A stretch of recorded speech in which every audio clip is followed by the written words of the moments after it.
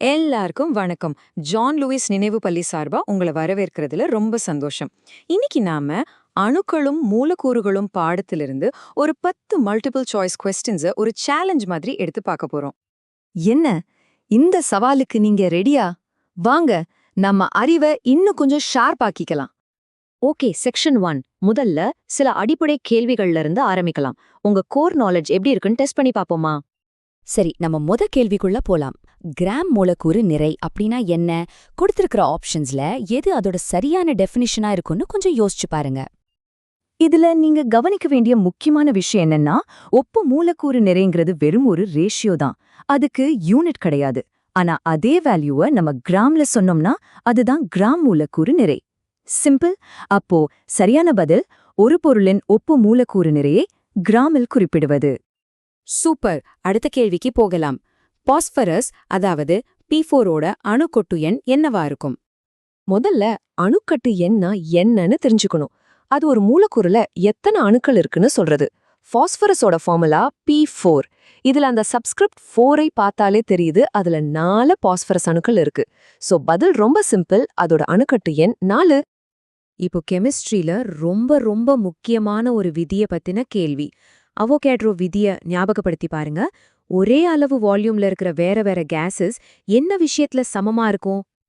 இது ஒரு நேரடியான கேள்வி. அவோகாட்ரோ விதி என்ன சொல்லுதுன்னா, ஒரே மாதிரியான வெப்பநிலை மற்றும் அழுத்தத்துல சம அளவு பருமனுள்ள வாயுக்கள்ல சம எண்ணிக்கையிலான மூலக்கூறுகள் இருக்கும். இதுதான் சரியான பதில். நம்ம அடுத்த கேள்வி, ஒரு அணு நிறை அலகு, அதாவது 1 AMUங்கிறது எதுக்கு சமம்? இது ஒரு ஸ்டாண்டர்ட் டெஃபினிஷன். அணுக்கள் மூலக்கூறுகள் மாதிரி சின்ன சின்ன பார்ட்டிகல்ஸோட நிறைய அளக்கத்தான் நாம AMUவை பயன்படுத்துறோம். சர்வதேச அளவீட்டு முறைப்படி இதோட சரியான வரையறை ஒரு கார்பன் 12 அணுவின் நிறையில் 1/12 பங்கு. இது நல்லா ஞாபகம் வச்சுக்கோங்க. ஓகே, இப்போ செக்ஷன் 2க்கு வந்தாச்சு. இதுவரைக்கும் பார்த்த கான்செப்ட்ஸ் வச்சு சில கணக்குகளை போட்டு பார்க்கலாம். ரெடியா? முதல் கணக்கு இதுதான்.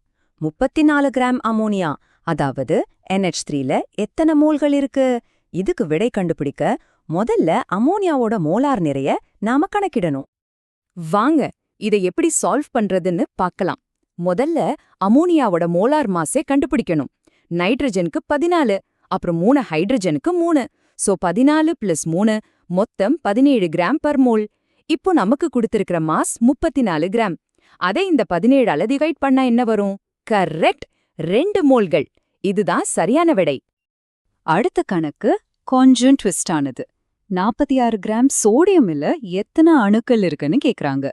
இது ஒரு 2 ஸ்டெப் ப்ராப்ளம். முதல்ல மோல்ஸை கண்டுபிடிக்கணும், அப்புறம் அதிலிருந்து அணுக்களின் எண்ணிக்கையை கணக்கிடணும். முதல்ல மோல்ஸ் எவ்வளோன்னு பார்க்கலாம். கொடுத்த நிறை 46 கிராம். சோடியமோட அணு நிறை 23. சோ 46 23ஆல வகுத்தா நமக்கு 2 மோல்ஸ் கிடைக்கும். இப்போ அணுக்களின் எண்ணிக்கைக்கு இந்த 2 மோல்ஸை அவோகாட்ரோ எண்ணால பெருக்கணும். அதாவது 2 பெருக்கல் 6.022 × 10⁻23. நமக்கு கிடைக்கிற பதில் 12.044 × 10⁻23. அடுத்த கேள்வி நிறை சதவீதம் பத்தினது. H2O, அதாவது தண்ணியில ஹைட்ரஜனோட நிறை சதவீதம் எவ்வளவு? இதை கண்டுபிடிக்க நாம தண்ணியோட மொத்த நிறையில ஹைட்ரஜனோட பங்கு எவ்வளோன்னு பார்க்கணும். சரி, தண்ணியோட மோலா நிறை 18 கிராம் பர் மோல். இதுல ஹைட்ரஜனோட நிறை மட்டும் 2 கிராம். இப்போ நிறை சதவீதத்தோட ஃபார்முலால இந்த அப்ளை பண்ணுவோம். 2/18 பெருக்கல் 100. இதை கணக்கிட்டா நமக்கு 11.11% அப்படின்னு விடை கிடைக்கும். வாங்க ஒரு இன்ட்ரெஸ்டிங்கான கேள்விக்கு போகலாம். மீத்தேன், அதாவது CH4 வாயுவோட ஆவி அடர்த்தி என்ன? இதை கண்டுபிடிக்க மூலக்கூறு நிறைக்கும் ஆவி அடர்த்திக்கும் இருக்கிற ரிலேஷன்ஷிப் நமக்கு தெரியணும். முதல்ல மீத்தேனோட மூலக்கூறு நிறை 16. நமக்கு தெரிஞ்ச ஃபார்முலா படி மூலக்கூறு நிறைங்கிறது ஆவி அடர்த்தியோட 2 மடங்கு. அப்போ ஆவி அடர்த்தி வேணும்னா மூலக்கூறு நிறைய 2ஆல வகுக்கணும். சோ 16 2ஆல வகுத்தா நமக்கு கிடைக்கிற பதில் 8. நம்மளோட இறுதி பகுதிக்கு வந்தாச்சு, செக்ஷன் 3. இப்போ கொஞ்சம் ட்ரிக்கியான கேள்விகளை பார்க்க போறோம். இதுக்கு விட கண்டுபிடிக்க நாம கத்துக்கிட்ட பல கான்செப்ட்ஸை ஒன்னா யூஸ் பண்ண வேண்டியிருக்கும். கடைசி 2 கேள்விகள் தான். STPல 11.2 லிட்டர் கார்பன் டை ஆக்சைடுல எத்தனை மூலக்கூறுகள் இருக்கு? இந்த கேள்விக்கு பதில் சொல்லணும்னா STPல ஒரு மோல் வாயுவோட பருமன் எவ்வளவுன்னு உங்களுக்கு தெரிஞ்சிருக்கணும். நமக்கு நல்லாவே தெரியும் எஸ்டிபில ஒரு மோல் வாயு எப்பவுமே 22.4 லிட்டர் பருமனை எடுத்துக்கும். ஆனா இங்க கொடுத்திருக்கிறது 11.2 லிட்டர். இதுல பாதிதானே. அப்போ நம்மகிட்ட இருக்கிறது 0.5 மோல் CO2. இப்போ மூலக்கூறுகளின் எண்ணிக்கை வேணும்னா 0.5 அவோகாட்ரோ எண்ணால பெருக்கணும். அதோட பதில் 3.011 × 10⁻23 மூலக்கூறுகள். இதோ நம்மளோட ஃபைனல் சேலஞ்ச்.